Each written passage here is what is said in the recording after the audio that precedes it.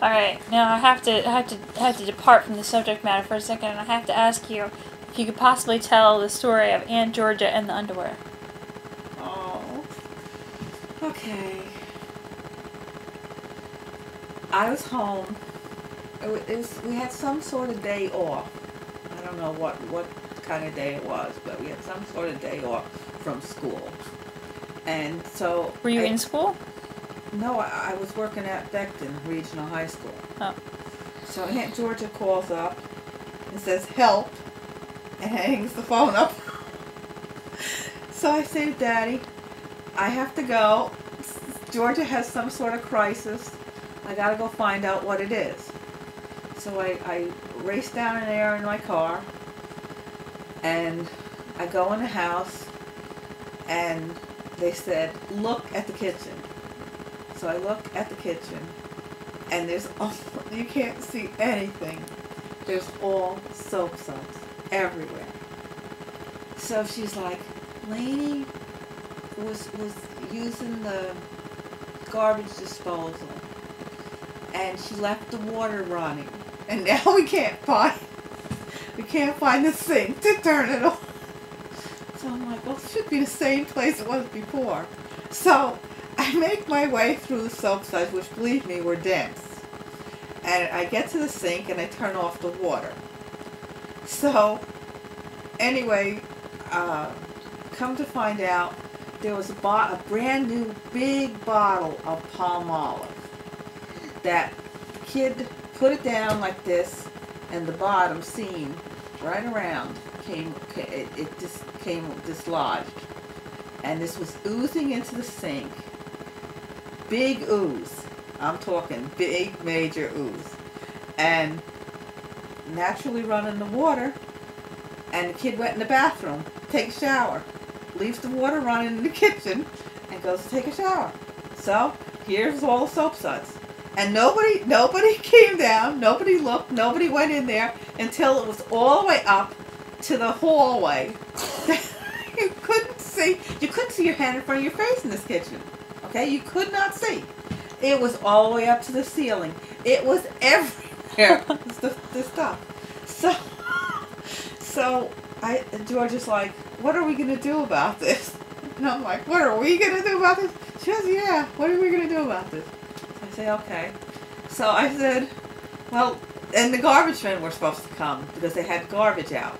So I said to her, I guess we'll put this in paper bags.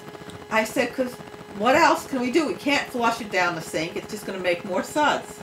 So I said, we got to do something. So we were scooping it with our hands into paper bags and then folding the tops over. So I'm bringing them outside.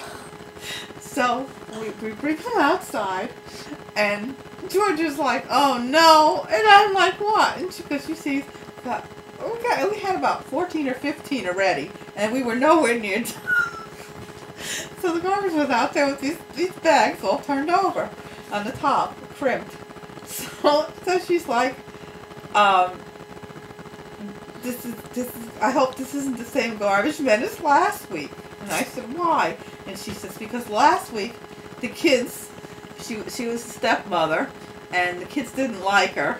So they took her underwear and threw it out in the garbage, and she had said to the garbage man, could she look through her garbage before he comes to see if she could find her underwear?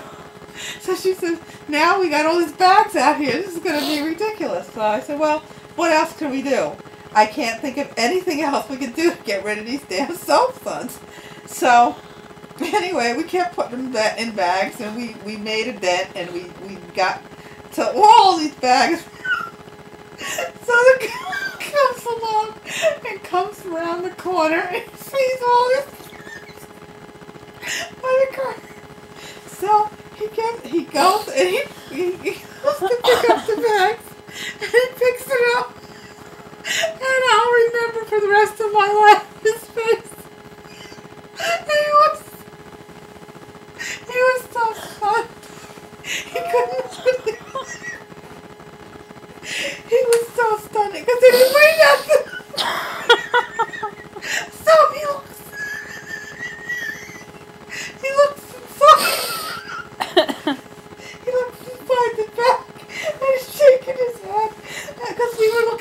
door.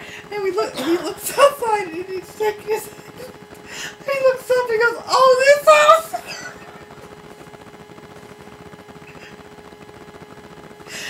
This house again. So that's the story. I'll remember that guy's face as long as I live. He was so, like, aghast.